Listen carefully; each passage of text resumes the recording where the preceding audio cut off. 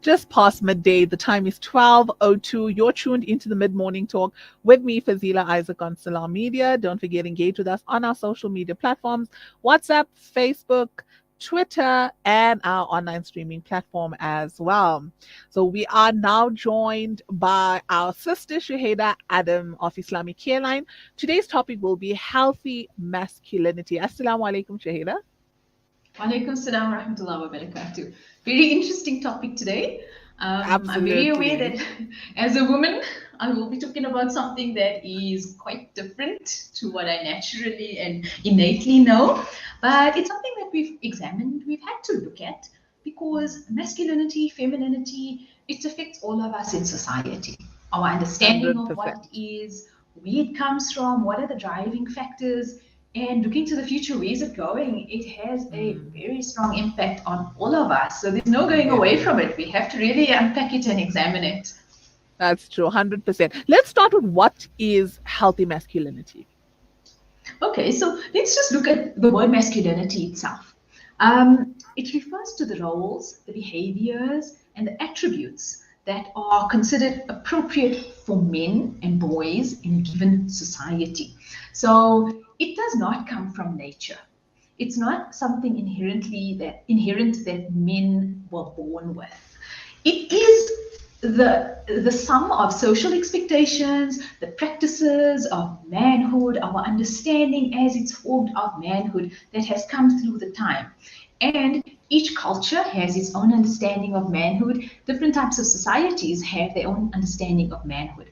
However, because we've become quite a bit of a global society, a lot of our societies are connected. You can understand in terms of maybe a Western society and Eastern society, there's quite a bit of commonality around our understanding of masculinity. Things like education, religion, laws, that also sort of reinforces what masculinity is, the different types of behaviors and expectations on men. It is reinforced by all areas of our society, including women. When women place expectations on men, mothers who place expectations on their sons, they also contribute to masculinity. If we look also at masculinity versus femininity, in this topic, I don't really want to go into women and women's experience and femininity, but oftentimes, if you look in the past, masculinity was actually regarded as the entire opposite of femininity. So qualities and roles that were sort of expected of women, the entire opposite was expected of men. So women were expected to be perhaps nurturing, men were expected to be unemotional. Women were expected to devote themselves full time to raising their children. Men were expected to devote themselves full time to earning out of the home. So it was seen as total opposite of what a woman is supposed to be. There was no real sort of harmony towards blending together, coming together, having a common understanding. It was just opposites, and then you would find then it created a very different power dynamic. Part of being a man was then a man was expected to be a lot more powerful than a woman, and it created through the years, through the times, and when we add other factors such as our the financial economy. So looking at poverty, when we added matters of war, when we added political matters, as things have changed, as the world sort of opened up, it led us to sort of where we are right now, where there was very there was very harmful ideas around masculinity, which then exploded in our society, a society that struggles to function, a society where women are constantly on the receiving end of harmful behavior. Men's harmful ideas around masculinity also affects them, not just society, but as an individual as well.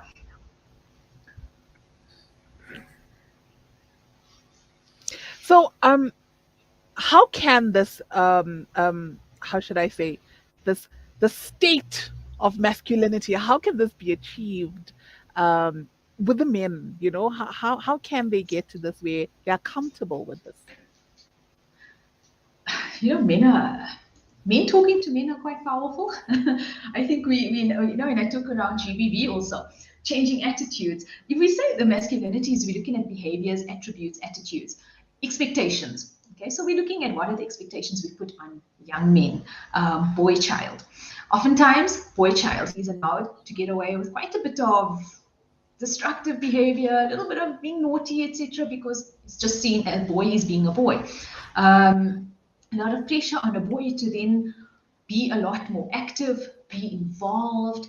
The idea of the masculinity around a young man in terms of perhaps his body image, in terms of his drive. So he's being a go-getter, having ambition. Young men are expected to have those kinds of things, and that's often again via socialization.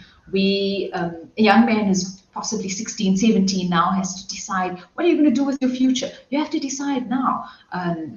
There's a lot of pressure on him that if you don't, what's going to happen? You won't be able to do this, you won't be able to do that. So there's a great amount of pressure that you have to get it right first time round.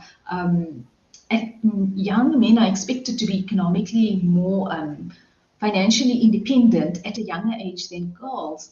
Younger women are, it's almost seen as it's okay if they're still staying with their family and they're still a bit dependent on their family. But a young man of about, still as a student, there's an expectation really that he's sort of got to have something going on, have a side hustle, have some money. A man has to spend money. So there's a great amount of pressure for a boy to become quite independent. And also, in terms of looking at his just from an emotional perspective, great amount of pressure on young men to sort of not really show their emotions. They've got to deal with matters. If, for example, they go through a trauma, a lot of young men are expected to cope with it and move on and just be okay with it.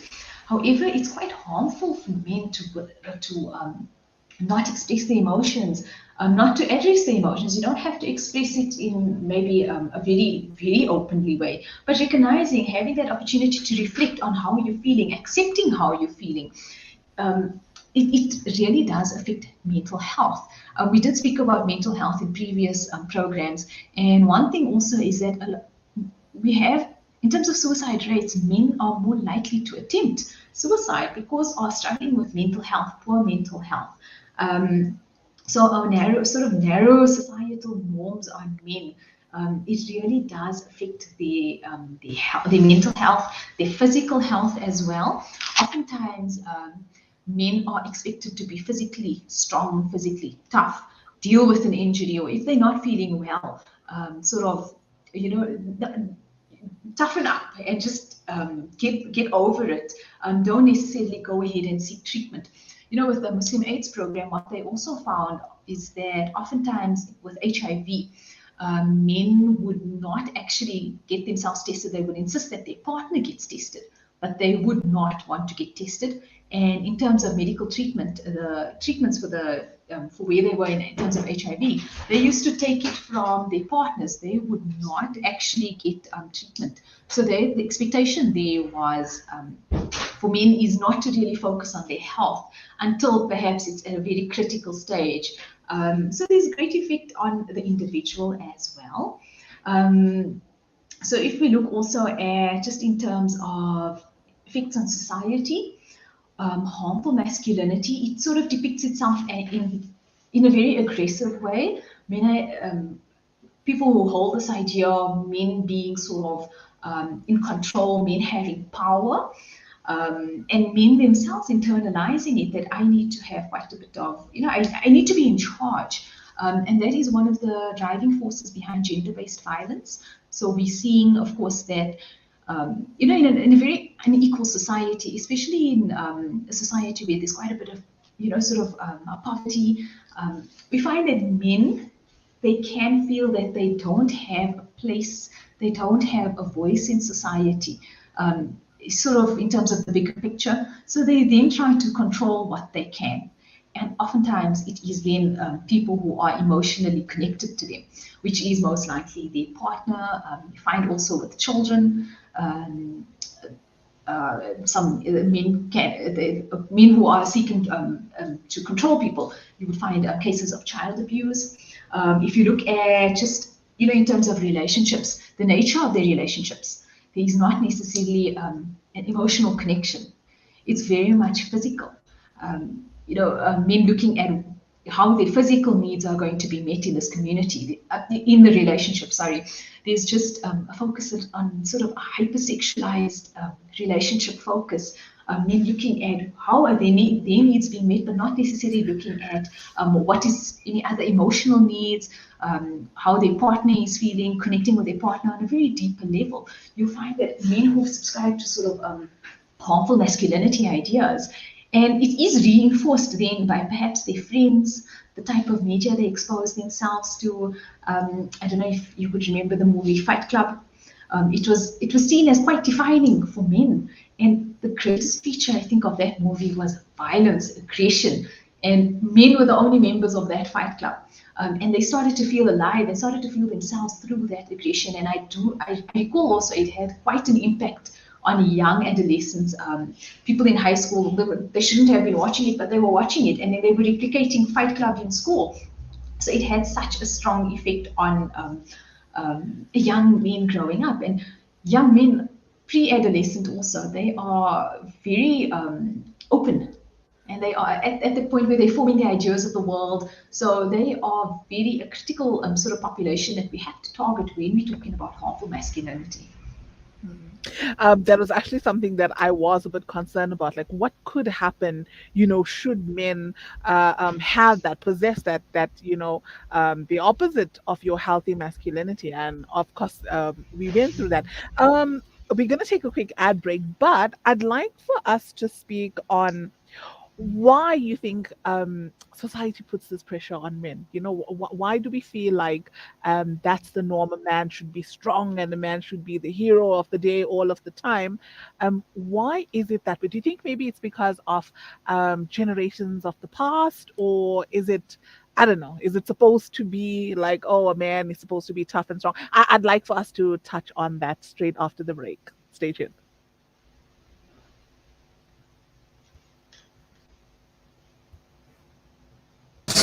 Salam Media.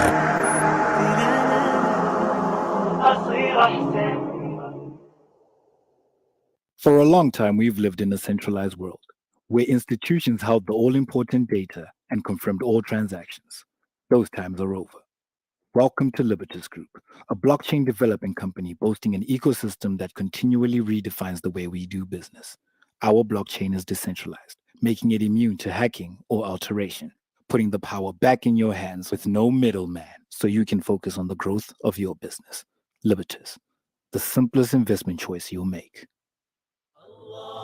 Thousands of Syrian, Palestinian refugees and Lebanese children do not have access to education. Amman means safety and is a school that provides formal education from kindergarten to grade 9. Africa Muslims Agency aims to provide 650 children with education that will change the trajectory of their lives and their families' lives. Fulfill your intention by fulfilling their dreams. Donate 16,000 Rand per child or any amount. Go to africamuslimsagency.co.za or call us on 011 834 8685. Africa Muslims Agency, empowering, educating, inspiring. When the perfect blend of stylish decor, exquisite halal cuisine, and warm hospitality come together, it could only mean Al Bayt Lodge, your true home away from home. Al Bayt is the ideal heaven for families, business people, and tourists with its 4-star family rooms and other luxurious facilities, conveniently situated close to Port Elizabeth Airport, the beach, and other amenities. Your stay will be truly unforgettable, as you'll be taking home lasting memories of the warm hospitality, the serenity and tranquility that Al Bayt has to offer. For reservations, call 15 or visit www.albaytlodge.co.za. Devastating floods in Pakistan have washed away villages, claimed the lives of more than 1,000 people, damaged nearly 1 million homes, and left over 33 million people in desperate need of help. As the catastrophe unfolds, Islamic relief is on the ground, reaching people with life-saving aid. Our team are working tirelessly to deliver food and shelter. Your support is urgently needed now to help save more lives. Donate now to Islamic relief. It's a new beginning. It's a new era. Salam Media, humanitarian journalism. The time is 12:17. You're tuned into the mid-morning talk with me, Fazila Isaac on Salam Media. I am joined by Shuhaida Adam from Islamic Careline, and we were speaking about a really, really interesting topic: healthy masculinity. So Shuhaida, we were speaking before the break, and I want to speak about why society puts this pressure. Why do you think that is? Look, the research that I read talks about how masculinity has developed over a very long period of time. We're talking hundreds and hundreds of years. So, if we look back, perhaps we look at the time of the Prophet ﷺ, men and women sort of complemented each other. People had their roles, and it worked so well together. So that society was cared for as a whole. A man had a role, a woman had a role, and nobody was really left behind. I do think that as society sort of became a bit more complex, as we started becoming more, sort of financial driven, power driven, there was a lot of inequality started coming up. Oftentimes, masculinity was used to maintain the status quo of a certain part of society in favor, of course, of the men at the time. And why people needed to maintain the status quo, I would think, was mostly for economic power, social control.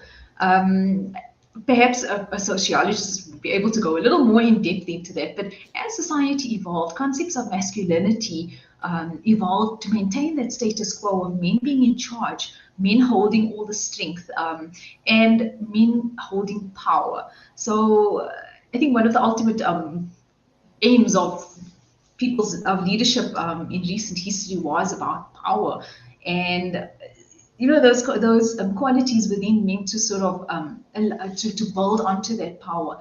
However, as society became a lot more unequal, a lot of men do not have access to the economic resources that men in power had. So there was a feeling of powerlessness, not having a voice. So they then, like I said earlier, try to sort of bring about a bit of control where they can in their own individual spheres of influence. So it has come through the ages. However, oftentimes men just sort of went along with how it was done before without really examining their behavior, examining their beliefs around what it means to be a man. They most likely replicated the behavior they had seen perhaps from their father or the men in the generation before them, who then replicated from the men before them. So as time went by, the understanding of masculinity has shifted. Currently, also, there is a shift in terms of the understanding of masculinity. You'll find now that there's a greater focus on healthy alternatives to the negative traits the harmful traits that were associated with masculinity before. So, for example, emotional repression it's regarded as quite harmful. You find now that there's quite a bit of campaigns for men to sort of open up, reach out, seek help, men helping men. Alhamdulillah, the Jamiat Ulama South Africa had started a male counseling service. It was called Caring Brothers. So there was definitely is a shift moving forward. It's just about, I suppose, the message also that we're putting out, and how are we accepting the change, allowing men to thrive, having a place in society, definitely having a role, allowing them to be who they are. Not every man can subscribe to the ideal of hyper-masculine man, the ideal of being sort of resolving issues with aggression, or having a certain type of body type, or working in a certain type of job, working in a certain type of career, being able to sort of fight, physically fight, protect things. Not everybody is able to do that anymore. So those who do not fall into those categories, how accepted are they? How respected are they? So the message we're giving now, it has to change. Looking at alternatives to the message we give our children also, in terms of how we're raising the boy child, how we're raising the girl child. What future do men see for themselves? What future do adolescent boys see for themselves? How would they like to be? They want to be themselves without necessarily having to repress, their feelings, their thoughts, their openness, their respect for women, engaging with women on a very consultative, on a very engaging level. Even in terms of division of responsibilities, supporting each other. The message that men give to each other also encourages the change that's going to be coming, that's coming about in society, and that change we have the chance to influence it. So are we going to influence it in a very positive way, or are we going to sort of step back and allow natural other people to influence it, and then it might go in a direction that perhaps is not going to work out so well either for men, in terms of different cultures. So earlier I said also cultures have their own expectations of and their own understanding of what it means to be a man. So if we are also concerned about how we would like the idea of being a man to be implemented within our faith, within our culture, we would have to be a part of it and start talking to men and raising our young boys to fulfill their roles as within the Islamic faith, of course, as guided by Quran and Sunnah, for example. People who are of another faith, of another culture, how would they like that to be espoused in their culture? So we have to very much be a part of it. We have to talk to each other. Women can strongly influence this as well. We have to respect each other. There has to be, respect towards the change, like I said earlier, but respect and help create, not just destroy what we don't fully understand, but we have to give better alternatives than what we currently see right now. So what happens when roles are changed as they are now, right? Do you not think that there will be, just a few adverse effects or become problematic at some point? It possibly can if the roles are shifted without any sort of support, without clarity around it. If, for example, if a woman suddenly has to be placed into a position of leadership without any support whatsoever, without any perhaps training, without any mentoring around that, she might struggle. And if she does not get support in that, then it's likely that she will have a greater struggle, which will then possibly reinforce to the men who do not support her that she's not fit for the role and a woman is not fit for a role of leadership. So when we're having this shift in roles, we have to also acknowledge the individual strengths that the different person brings about, but we have to bring about some form of support and embracing the change in a way that shows that there is security in terms of acceptance. Because oftentimes when men sense change, but they feel insecure around that change, they may then resist it. There may be, sort of a pushback, a fight back. There might be, it might become a power struggle. It can become aggressive, it can become hostile, or there can be just complete rejection. So we need to offer that support, but without taking away also, like I said earlier, the role of men in society. There needs to be a role. You have to play a role in society. We all play a role in society. But we need to also realize also that we cannot hold extreme power, power dynamics, extreme power exclusivity. Things have to shift. And when we look at a society where there is a balance, then those are the kind of societies that actually thrive. Where there's a balance between and cooperation and people sort of coming together and respecting each other for what they are doing, instead of sort of trying to just oppose and trying to impose themselves on each other, you'll find then that is a society that will thrive. And of course, we know from the historical incidents, historical aspects, when people are trying to just drive their own power sort of dynamic and power role, that is a society that becomes quite fractured. It becomes quite hurtful towards the people who are in it, and it's not necessarily going to thrive. But do you think this is going to take men to a point of being soft? Depends. What are we understanding by the term of men being soft? So I was thinking, Look, the way we all grew up in a certain type of way. The man is the leader of the home. He has certain responsibilities, etc. Right? So you would get a home where you are taking that away from him, and you creating an environment where I understand the support, I understand all of this coming through, but ultimately we are known to have men as being leaders, right? Men as providers. Not saying that the female cannot be that, but if we start taking that away from the man, then um, what happens then? Does it not?